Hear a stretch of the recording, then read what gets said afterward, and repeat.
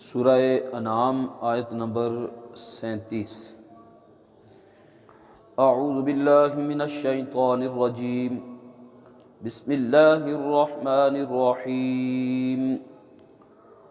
وقالوا لولا نزل علیہ آیۃ من ربہ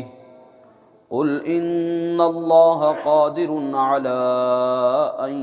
ينزل آیۃ ولکن اکثرهم لا يعلمون۔ وما من دابۃ فی الارض ولا طائر یطیر بجناحیہ الا امثالکم ما فرطنا فی الکتاب من شیء ثم الى ربهم یحشرون۔ والذین کذبوا بآیاتنا صم وبکم فی الظلمات من یشاء اللہ یضلل ومن یشاء یجعلہ علی صراط مستقیم۔ قل ارأیتکم ان اتاکم عذاب اللہ او اتتکم الساعة اغیر اللہ تدعون ان کنتم صادقین بل ایاہ تدعون فیکشف ما تدعون الیہ ان شاء وتنسون ما تشرکون۔ وقالوا لولا نزل علیہ آیۃ من ربی، اور انہوں نے کہا لولا نزل علیہ، کیوں نہیں اتاری گئی اس پر آیۃ من ربہ، کوئی نشانی اس کے رب کی طرف سے۔ قل، آپ فرما دیجئے، ان اللہ قادر، بلا شبہ اللہ تبارک و تعالی قدرت رکھتا ہے، علی، اس بات پر، ان ینزل آیا، کہ وہ کوئی نشانی نازل کرے، ولیکن اکثرہم لا یعلمون، لیکن ان میں سے اکثر لوگ لا یعلمون، وہ جانتے نہیں۔ وما من دابۃ فی الارض، اور نہیں ہے کوئی بھی زمین میں چلنے پھرنے والا جانور، ولا طائر، اور نہ ہی کوئی پرندہ، یطیر بجناحیہ، جو کہ اپنے پروں سے اڑتا ہے، الا، مگر، امثالکم، وہ انواع ہیں تم جیسی۔ ما فرطنا فی الکتاب من شیء، ہم نے کتاب میں کوئی چیز بھی، کسی چیز کی بھی کسر نہیں چھوڑی۔ ثم الی ربہم یحشرون، پھر وہ اپنے پروردگار کی طرف، یحشرون، اپنے پروردگار کے پاس جمع کیے جائیں گے۔ والذین کذبوا بآیاتنا، وہ لوگ جنہوں نے ہماری نشانیوں کو جھٹلایا، صمٌ، وہ بہرے ہیں، بکمٌ، اور گونگے ہیں، فی الظلمات، تاریکیوں میں بھٹک رہے ہیں۔ من یشاء اللہ یضلل، جس کو اللہ تبارک و تعالی چاہے، یضلل ہو، تو اللہ اس کو بھٹکا دیتا ہے۔ ومن یشاء، اور جس کو اللہ چاہتا ہے، یجعل ہو، ڈال دیتا ہے اس کو، علی صراط مستقیم، سیدھی راہ پر۔ قل، آپ فرما دیجئے، ارأیتکم، بلا تم بتلاؤ تو، ان اتاکم عذاب اللہ، اگر آئے تمہارے پاس اللہ کا عذاب، او اتتکم الساعہ، یا آن پہنچے تم پر وہ آخری گھڑی، موت کا وقت، اغیر اللہ تدعون، تو کیا تم اللہ کے سوا کسی اور کو پکارتے ہو؟ ان کنتم صادقین، بولو اگر تم سچے ہو۔ بل ایاہ تدعون، بلکہ اسی اللہ کو ہی تم پکارتے ہو۔ فیکشف ما تدعون الیہ ان شاء، پھر اگر وہ چاہتا ہے تو ٹال دیتا ہے ان چیزوں کو جن کی طرف تم اس کو بلاتے ہو۔ وَتَنْسَوْنَ مَا تُشْرِكُونَ، اور اس عالم میں تم بھول جاتے ہو، ما تشرکون، ان کو جن کو تم شریک ٹھہراتے ہو۔ یہ سابقہ آیتوں کے ساتھ ہی ان کا بھی تعلق ہے، اور سابقہ کئی درسوں سے اللہ تبارک و تعالی توحید کا مضمون، رسالت اور معاد، اور نبی علیہ الصلوۃ والسلام کی تسلی کا مضمون، اسی کا تذکرہ فرما رہے ہیں۔ چنانچہ آج کی ان آیتوں میں بھی نبی علیہ الصلوۃ والسلام سے جو مشرکین عرب مطالبے کرتے تھے، انہی مطالبات کا تذکرہ ہے، اور پھر اس ضمن میں نبی علیہ الصلوۃ والسلام کو ہدایات دی گئی۔ چنانچہ پہلی آیت میں ان کے ایک مطالبے کا تذکرہ کر کے اللہ تبارک و تعالیٰ اس کا جواب ارشاد فرما رہے ہیں کہ وہ کہتے تھے کہ اس نبی پر کیوں نہیں کوئی نشانی نازل کی گئی۔ نشانی سے یا تو وہ خاص نشانی مراد لیتے تھے کہ جو وہ منہ سے کہیں اور وہ آگے سے پوری ہو جائے، وہ والی نشانی کیوں نہیں، یا پھر وہ کہتے تھے کہ اس طرح کی نشانی کیوں نہیں نازل ہوئی جس طرح کے دیگر انبیاء جو انبیاء سابقہ ہیں ان پر نازل ہوئی۔ جیسے حضرت صالح علیہ الصلوۃ والسلام کی قوم نے جب مطالبہ کیا کہ پہاڑ پھٹے اور اس میں سے اونٹنی نکلے اور اونٹنی نکلتے ہی ساتھ ہی بچہ بھی جلے، اس طرح کی کوئی نشانی کیوں نہیں اس پر نازل کی گئی؟ تو اللہ تبارک و تعالی نے جواب میں ارشاد فرمایا، قل آپ فرما دیجئے، ان اللہ قادر، اللہ وہی ہے اور اسی طرح کی قدرت بھی رکھتا ہے جس طرح کہ حضرت موسیٰ علیہ السلام کو عصا کا معجزہ دیا جو 24 گھنٹے ان کے ہاتھ میں ہوتا تھا، اور وہ اس سے اور بھی بہت سارے کام کرتے تھے، اور وہ ان کا ایک معجزہ ہوتا تھا، پھینکتے تھے سانپ بن جاتا تھا۔ ایسا معجزہ دینے پر اللہ پوری کی پوری قدرت رکھتا ہے کہ وہ بھی اس طرح کی نشانی اتار دے، لیکن مسئلہ یہ ہے کہ وَلَٰكِنَّ أَكْثَرَهُمْ لَا يَعْلَمُونَ، ان کی اکثریت نادانی سے کام لے رہی۔ اللہ تبارک و تعالیٰ کی جو حکمت ہے، جو اللہ تبارک و تعالیٰ کی تکوینی مصلحت ہے، وہ یہ ہے کہ اللہ دلائل قدرت لوگوں کے روبرو ارد گرد آس پاس میں پیش فرما دیتا ہے تاکہ ان کو دیکھ کر کے اللہ کو مان لیں، ورنہ اگر اللہ نے یوں ہی نشانی دے کر کے سب کو ایمان قبول کروانا ہوتا تو شروع ہی سے اللہ سب کو تکوینی طور پر مجبوری بنا دیتا کہ سارے کے سارے ایماندار ہو جاتے۔ تو یہ معجزہ دکھا کر اللہ تبارک و تعالی کہ ہاں یہ مطلوب نہیں کہ ہر ایک آدمی کو معجزہ دکھا کر کے اس کو ایمان لانے پر مجبور کیا جائے، یہ اللہ تبارک و تعالیٰ کی حکمت کے خلاف ہے کہ اللہ اس طرح کے معجزے یوں دکھانا شروع کر دے۔ لیکن یہ اکثر لوگ جانتے نہیں کہ فرمائشی معجزہ مانگنے پر اگر پھر اس کی خلاف ورزی ہو تو پھر اللہ تبارک و تعالیٰ کا قانون بہت سخت ہے، اس قانون سے یہ ناواقف ہیں، اور وہ قانون یہی ہے کہ اگر فرمائشی معجزہ آئے اور پھر کوئی قوم نہ مانے تو پھر اللہ تبارک و تعالیٰ ایسا عذاب ان کو دیتی ہے کہ پھر اس طرح کا کوئی اور عذاب کسی قوم کو نہیں دیتا۔ پیچھے ابھی پچھلی آیتوں میں گزر چکا یہ مضمون۔ چنانچہ فرمایا کہ اللہ قدرت تو رکھتا ہے لیکن اس کی حکمت کے خلاف ہے، اس لیے وہ اس طرح کے نشانیاں نبی علیہ الصلوۃ والسلام کی ذات پر نازل نہیں کرتا۔ ہاں باقی رہ گیا اگر تم نے واقعی ایمان ہی لانا ہے اور اس میں فی الواقع واقعتاً تم لوگ اسی چیز کو دیکھنا چاہتے ہو کہ جو نبی علیہ الصلوۃ والسلام کے اوپر نازل ہوئی ہے وہ برحق ہے، توحید یہ مضمون برحق ہے، اگر اسی چیز کو تم دیکھنا چاہتے ہو، ماذ تماش بینی تمہارا نقطہ نظر نہیں، تو ایسی صورت میں پھر تمہیں ہم اور دلائل دکھاتے ہیں جو تمہارے ارد گرد پھیلے ہوئے۔ چنانچہ ان میں سے ایک دلیل تو یہ ہے کہ وَمَا مِن دَابَّةٍ فِي الْأَرْضِ،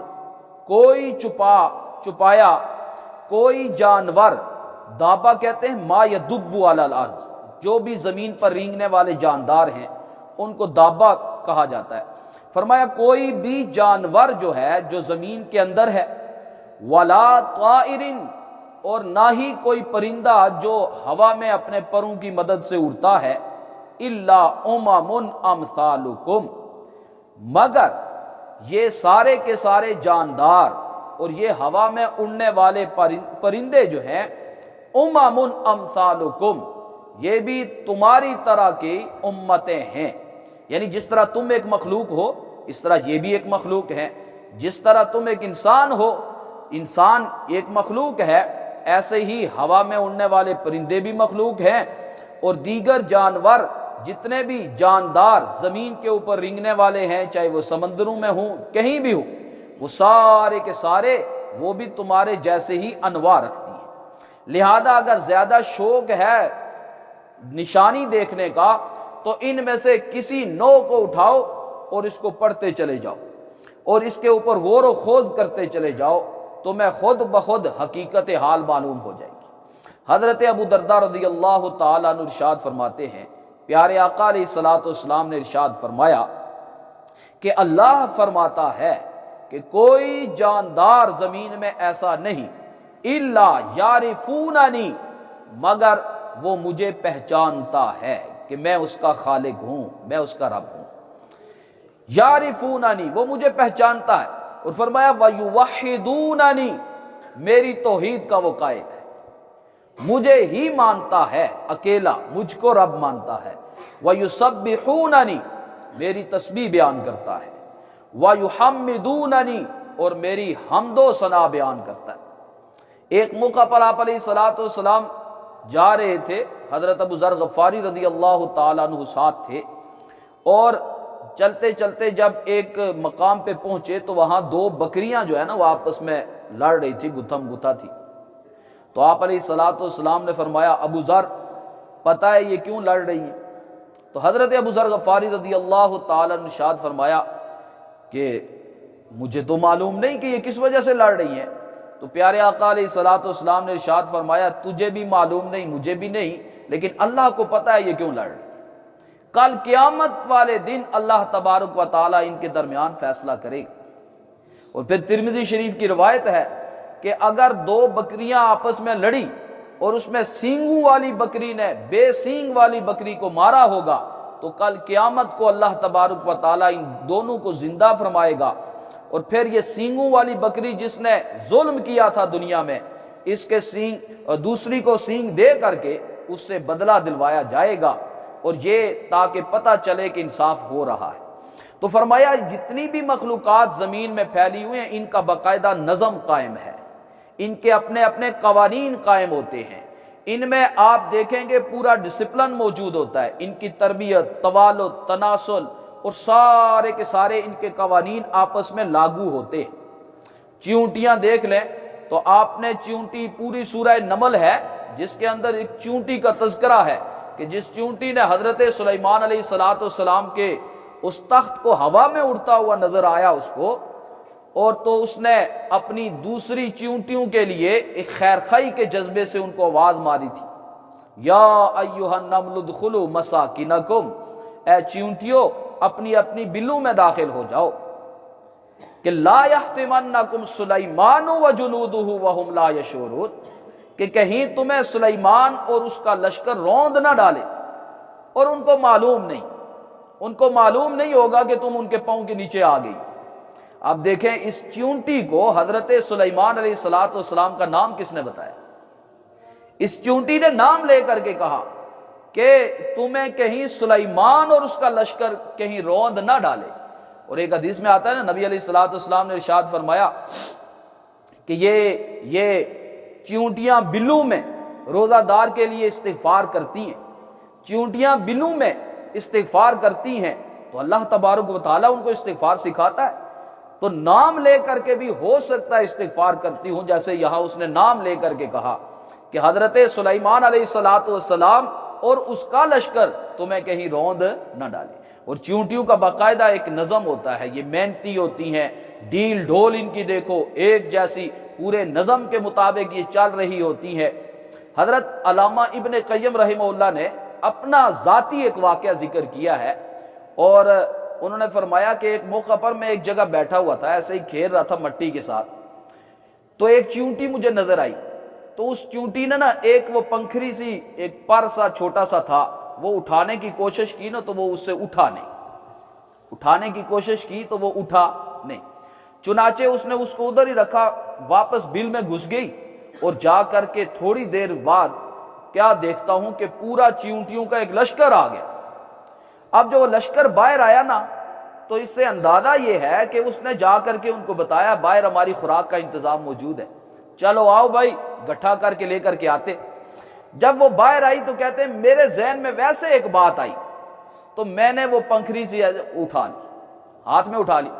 اب چیونٹیاں جب باہر آئی نا تو انہوں نے ادھر دیکھا ادھر، چیونٹی کی آنکھ نہیں ہوتی، حس کے مطابق چل رہی ہوتی ہے، آنکھیں نہیں ہوتی اس کی، یعنی حس کے مطابق یہ جاتی ہے۔ تو انہوں نے بڑا ادھر ادھر ڈھونڈا، جب نہیں ملا نا تو ساری کی ساری واپس چلی گئی۔ وہ کہتے ہیں کہ وہ چیونٹی لگتا وہی ہے کہ جو پہلے اطلاع کرنے گئی تھی نا، وہی ادھر وہ کھڑی رہی۔ تو کہتے ہیں میں نے جب وہ ساری واپس بلوں میں داخل ہوگی نا تو میں نے وہ واپس رکھ دیا۔ اب جب اس چیونٹی نے دیکھا کہ یہ آ گیا تو وہ دوبارہ اندر گئی، اور اندر جا کر کے نا اس نے پھر سے آواز لگائی ہوگی۔ چنانچہ اب کی بار تھوڑی دیر بعد وہ پورا لشکر تو نہیں آیا، چند چیونٹیاں اس کے ساتھ آ گئی،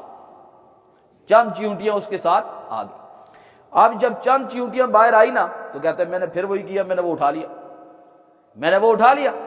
اب جب انہوں نے ڈھونڈا ان کو نہیں ملا تو وہ واپس چلی گئی، لیکن وہ ایک ادھر رہی کہ دیکھوں یہ معاملہ کیا ہو رہا ہے۔ اب جب اس نے دیکھا پھر دوبارہ انہوں نے رکھ دیا، اس نے پھر دیکھا تو 12 اندر چلی گئی۔ اب 12 جب اس کے ساتھ چیونٹیاں آئی نا تو ٹوٹل 7 چیونٹیاں آئی، لگتی ہیں یہ پولیس والی چیونٹیاں، وہ اس کے ساتھ آئی، اور انہوں نے آ کر کے ڈھونڈا جب تو کہتے میں نے وہ پھر اٹھا لیا۔ چنانچہ اسی جگہ میں ان 7 کی 7 چیونٹی نے تلاش بسیار کے بعد اس چیونٹی کو پکڑا اور اس کے ٹکڑے ٹکڑے کر دیے، اس چیونٹی کو پکڑا اور اس کے ٹکڑے ٹکڑے کر دیے۔ گویا چیونٹیوں کو بھی جھوٹ برداشت نہیں، کہ ان کو بھی یہ جھوٹ والا کام اور کرپشن برداشت ان کو نہیں ہوئی، چنانچہ انہوں نے اس کو ادھر ہی رگڑا دے دیا۔ کہتے ہیں میرے ذہن میں ایک بات آئی، جب وہ اس کو کر چکی نا تو میں نے وہ واپس پھر پھینک دیا۔ واپس جب پھینکا تو اب ان کی نظر آئی، وہ ساری انہوں نے آ کر کے اس کو ٹٹولنے کے بعد پھر انہوں نے اس چیونٹی کے ٹکڑے ٹکڑے سارے کے سارے جمع کیے اور اس کو لے کر کے بل کے اندر داخل ہو گئے۔ حیات الحیوان میں ہے کہ یہ چیونٹیوں کا پورا انتظام ہے، اور یہ باقاعدہ اپنے مردے کو دفن بھی کرتی ہے۔ اور یہ شہد کی مکھی جو ہے، اس کا تو تذکرہ خود قرآن مجید میں سورہ نحل میں آئے گا کہ کس طرح یہ انجینئر قسم کی مچھلیاں یہ ہوتی ہیں شہد کی مکھیاں، کہ یہ ایسا اپنا وہ تیار کرتی ہیں، جتھا تیار کرتی ہیں کہ جس میں ہوا بھی پہنچتی رہتی ہے لیکن لیکیج نہیں ہے۔ آپ اس کے شہد جو ہے وہ اس میں جمع رہتا ہے، کوئی خرابی نہیں، پورا فریج کا سسٹم ہے اس کے اندر۔ انجینئر ایسے ہی پرندوں کو آپ دیکھیں گھونسلے بناتے ہیں اور ایسے اعلیٰ قسم کے بناتے ہیں، نہ کسی سکول میں وہ پڑھی اور نہ کہیں اور۔ یہ سارا کا سارا نظام، اے انسان ذرا دیکھ کہ یہ دیکھو کیسے ایک پورے نظم کے مطابق چل رہی ہے۔ ایک ایک مخلوق میں اگر تم غور و خوض کرو گے تو خود بخود تمہیں یہ مضمون سمجھ میں آ جائے گا کہ وہ ایک تنہا ذات ہے کہ جو یہ سارا کا سارا نظام چلا رہی ہے۔ تو فرمایا کہ وَمَا مِن دَابَّةٍ فِي الْأَرْضِ، کوئی بھی چھپایا زمین کے اندر ہو، اور نہ ہی کوئی پرندہ جو ہوا میں اپنے پروں کی مدد سے اڑتا ہے، إِلَّا أُمَمٌ أَمْثَالُكُمْ، مگر یہ سارے کے سارے تمہارے جیسے ہی انواع ہیں، یعنی مخلوقات ہیں۔ مَا فَرَّطْنَا فِي الْكِتَابِ مِنْ شَيْءٍ، ہم نے کتاب کے اندر کوئی چیز چھوڑی نہیں کہ جس کو بیان نہ کیا ہو۔ اب اس کتاب سے مفسرین نے مراد لیا کہ کتاب سے کون سی کتاب مراد ہے، تو بعض مفسرین نے لکھا کہ اس سے انسان کا نامہ اعمال مراد ہے، کہ اس کتاب کے اندر انسان کا ذرہ ذرہ ہم نے درج کر دیا۔ بعضوں نے کتاب سے مراد لیا ہے لوح محفوظ، کہ وہاں پہ ہر چیز کو درج کر دیا گیا، اور بعضوں نے اس سے مراد لیا ہے فی الکتاب، یعنی کہ قرآن مجید۔ قرآن مجید دوسری جگہ خود بھی کہتا ہے کہ تبیانا لکل شیء، ہر چیز کا اس میں بیان موجود ہے۔ یہ ہماری کتابینی ہے کہ ہم اس کو اس طرح سمجھ نہیں سکتے، البتہ اللہ تبارک و تعالی نے اس قرآن مجید میں ہر قسم کے مضامین بیان فرما دیے ہیں۔ آپ اس میں آپ کو تفریق بھی ملے گی۔ وَلَقَدْ أَرْسَلْنَا نُوحًا إِلَىٰ قَوْمِهِ فَلَبِثَ فِيهِمْ أَلْفَ سَنَةٍ الا 50 عاما، قرآن کہتا ہے ہم نے حضرت نوح کو بھیجا، وہ 1000 سال اپنی قوم میں رہے، منفی 50 سال، مطلب 950 سال۔ اب وہ قرآن ڈائریکٹ بھی کہہ سکتا تھا کہ 950 سال رہے، لیکن قرآن نے مضمون اختیار کیا کہ 1000 میں سے 50 مائنس کر لو۔ اصحاب کہف کا واقعہ آیا تو کہا کہ وہ لبثوا فی کہفہم 300 سنین وازدادوا 9، کہ وہ 300 سال جمع 9 سال رہے، 309 سال رہے۔ تو مطلب ہر چیز کو اللہ تبارک و تعالی نے قرآن مجید میں بیان کیا ہے۔ یہ فرمایا کہ ہم نے کوئی چیز چھوڑی نہیں ہے، سب کی سب قرآن مجید میں ہم نے بیان کر دی ہیں۔ تو یہ چھوٹی موٹی نشانیاں پیش کرنا یہ کون سی بہت بڑی بات ہے، ہم اس کے اوپر قدرت رکھتے ہیں۔ ثم الی ربہم یحشرون، پھر یہ اپنے رب کے پاس جمع کیے جائیں گے۔ ہاں، جو لوگ جھٹلاتے ہیں ہماری آیتوں کو، سمن، وہ بہرے ہیں، سنتے ہی نہیں حق بات کو، وبکمن، گونگے ہیں، جو زبان ایمان لانے سے قاصر ہو جائے بہتر یہی ہے کہ اس کو گونگا ہی کہا جائے۔ فی ظلمات، تاریکیوں میں کھوئے ہوئے ہیں، بھٹک رہے ہیں تاریکیوں میں۔ من یشاء اللہ یضللہ، جس کو اللہ چاہتا ہے گمراہ کر دیتا ہے، بھٹکا دیتا ہے، اور جس کو چاہتا ہے رائے راست پہ ڈال دیتا ہے۔ یعنی جس میں طلب دیکھتا ہے اس کے لیے نشانیاں کھلی ہو جاتی ہیں اور وہ ہدایت کے راستے پہ آ جاتا ہے، اور جو ضد، اناد، ہٹ درمی اور صرف محض تحقیق کے جذبے سے، تماشا دیکھنے کے جذبے سے ان میں سالہ سال گزار دیتے ہیں اور ایک ریسرچ کرتے ہیں کہ جی یہ مچھلی کہاں پیدا ہوئی، کیسے پیدا ہوئی، یہ شیر میں کتنی نسلیں ہیں، چوہے میں کتنی قسمیں ہیں، وغیرہ ذالک۔ یعنی صرف اس نقطۂ نظر سے جو سوچے گا تو پھر سائنس میں تو ترقی ہو جائے گی، البتہ ایمان کی توفیق نہیں ملے گی جب تک کہ طلب صادق نہ ہو۔ ایک دلیل تو کا فرمایا ارد گرد میں دیکھو، ادھر ادھر دیکھو۔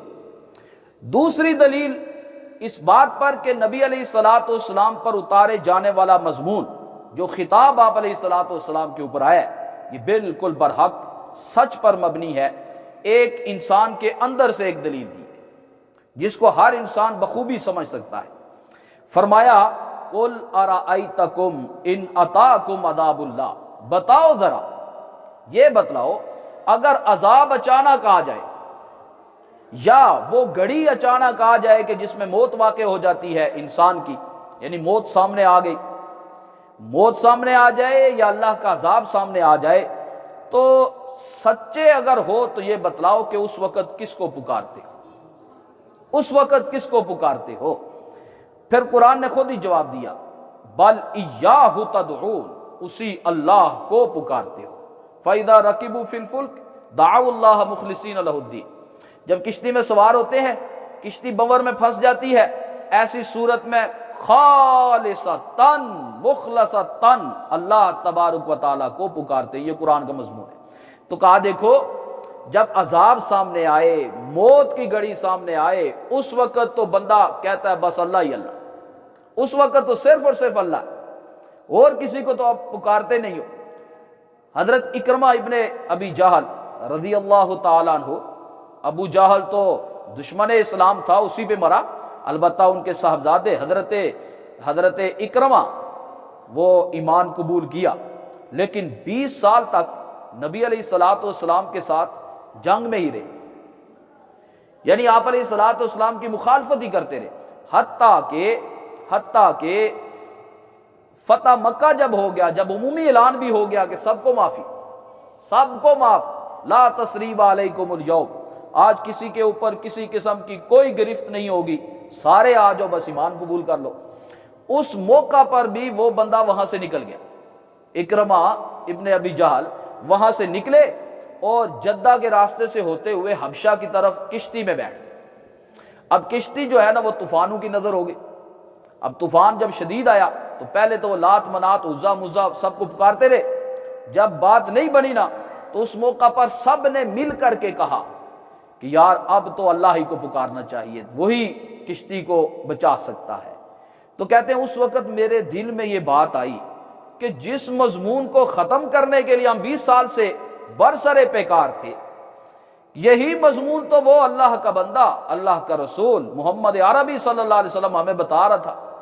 کہ بھائی ایک اللہ سے ہوتا ہے، کسی اور سے نہیں ہوتا۔ یہی توحید تو وہ ہمیں سکھا رہا تھا اور ہم اس کے خلاف تھے۔ اور اب جب مصیبت آئی ہے تو اس لمحے ہمیں یہ کہا جا رہا ہے کہ صرف کس کو پکارو؟ اللہ کو۔ چنانچہ اس وقت ارادہ کیا کہ اگر اللہ نے مجھے اس طوفان سے بحفاظت وہاں پہنچا دیا کنارے، تو میں ضرور محمد عربی صلی اللہ علیہ وسلم کے قدموں میں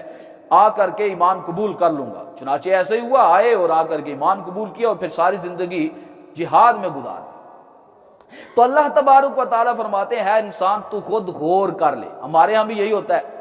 شروع میں کوئی بندہ بیمار ہو جائے یا کچھ بھی ہو جائے تو ہم ادھر ادھر بڑے چکر لگاتے ہیں، وہ فلانی جگہ سرکار ہے جی وہ چف مار کر کے بندے کو سیٹ کر دیتی ہے، فلانی جگہ جو ہے نا وہ بس دم کر کے نہ سیٹ کر دیتے ہیں، فلانے ڈاکٹر صاحب پورے علاقے میں گھوم پھر کے نا جب سارے کہہ دیتے ہیں، ہاتھ کھڑے کر دیتے ہیں لا علاج مرض، لا علاج۔ اب گھر آ کر کے کوئی آدمی آ کر کہتا ہے ہاں جی ہن اللہ علی گلی، اب کیا ہے؟ ہن اللہ ہی اللہ۔ مطلب یہ ہے کہ اللہ تبارک و تعالیٰ اس دلیل سے ہر بندے کو متنبہ کرنا چاہ رہا ہے کہ دیکھو دوا دارو کرنا یہ سنت رسول ہے، اس کو کیا جا سکتا ہے، آپ دوائی لیں، طبیب کے پاس جائیں، لیکن اول وہلہ میں سوچ یہی ہو کہ ٹھیک اللہ کرے گا، ٹھیک اللہ نے کرنا ہے۔ تو فرمایا دیکھو خود اس توحید کے مضمون کو اپنے اندر بھی ڈھونڈ لو، اپنے اندر بھی وہ باتیں جو نبی علیہ الصلوۃ والسلام تمہیں بتا رہے ہیں وہ تمہارے اندر بھی موجود ہے۔ چنانچہ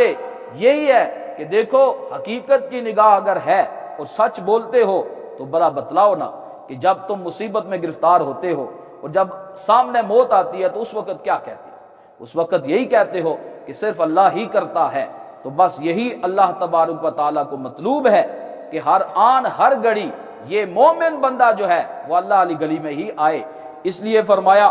بل ایاہ تدعون، بلکہ اسی کو تم پکارتے ہو، فیکشف ما تدعون الیہ، پھر وہ ٹال دیتا ہے ان چیزوں کو جس کی طرف تم بلاتے ہو، پکارتے ہو، دعا مانگتے ہو۔ لیکن آگے فرمایا انشاء، اس سے ایک اور مضمون سمجھ میں آیا، اگر وہ چاہتا ہے، اس کا مطلب یہ کہ دعا مانگے آدمی اور اس کا کام ہو جائے تو یہ تو پھر اللہ کو ہم مجبور ما سمجھ رہے ہیں کہ اللہ مجبور ہے، جب میں مانگوں گا وہ دے گا ہی دے گا۔ نہ بھائی نہ، وہ اللہ ہے، اگر چاہے گا تو دے گا، اگر چاہے گا تو دے گا، نہیں چاہے گا تو نہیں دے گا۔ تو اس لیے دعا مانگے بندہ پورے وثوق اعتماد کے ساتھ کہ قبول ضرور ہوگی،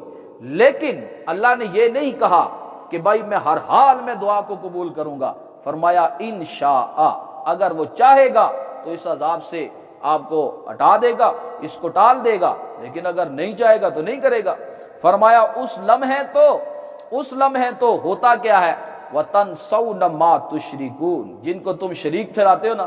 وہ بھول جاتے، وہ کیا اس کو کیا کر دیتے ہو؟ بھول۔ تو اس سے بڑے سے بڑا مشرک بھی ہوگا نا، ایسے لمحات میں صرف اللہ تبارک و تعالیٰ کا نام، یہ ہے وہ فطرت سلیمہ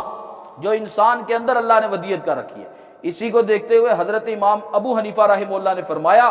کہ اگر کوئی انسان بالکل پہاڑی کی چوٹی پہ بستا ہو، وہاں پہ کوئی انسان اس کو ملا ہی نہیں، اس کو پتہ ہی نہیں کہ کوئی رسول آیا یا نہیں آیا، کوئی پیغمبر آیا یا نہیں آیا، قرآن مجید آیا یا نہیں آیا، اس کو کوئی پتہ نہیں، تو اعمال کی تو اس سے پوچھ نہیں ہوگی، رسالت کی اس سے پوچھ نہیں ہوگی، لیکن توحید اس سے بھی پوچھی جائے گی، بتا کہ توحید کے بارے میں اس سے بھی پوچھا جائے گا، ہاں بھائی تیرا معبود کتنے معبود ہیں تیرے، تو توحید کا سوال اس سے بھی ہوگا، اگرچہ اس تک کوئی دعوت شاوت نہ بھی پہنچی ہو تو توحید کے بارے میں اس سے لازمی پوچھا جائے گا، کیونکہ یہ توحید تو ہر انسان کے اندر موجود ہے، یہ کوئی باہر نہیں ہے۔ وفی انفسکم افلا تبصرون، تمہارے اندر بھی نشانیاں موجود ہے، کیا تم دیکھتے نہیں؟ جو کہا سنا اللہ تبارک تعالیٰ سے۔ الحمدللہ رب العالمین والعاقبۃ للمتقین والصلاۃ والسلام علی اشرف الانبیاء والمرسلین، اللہم اعنا علی ذکرک وشکرک وحسن عبادتک، اللہم اکفنا بحلالک عن حرامک واغننا بفضلک عمن سواک، اللہم لا مانع لما آتیت ولا معطی لما منعت ولا ينفع ذا الجد منک الجد، اللہم انا نسألک الہدی والتقی والعفاف والغنی، اللهم إنا نعوذ بك من جهد البلاء ودرك الشقاء وسوء القضاء وشماتة الأعداء. اللهم إنا نسألك علما نافعا وعملا متقبلا ودعاء مستجابا ورزقا طيبا واسعا وشفاء من كل داء. ربنا تقبل منا إنك أنت السميع العليم برحمتك.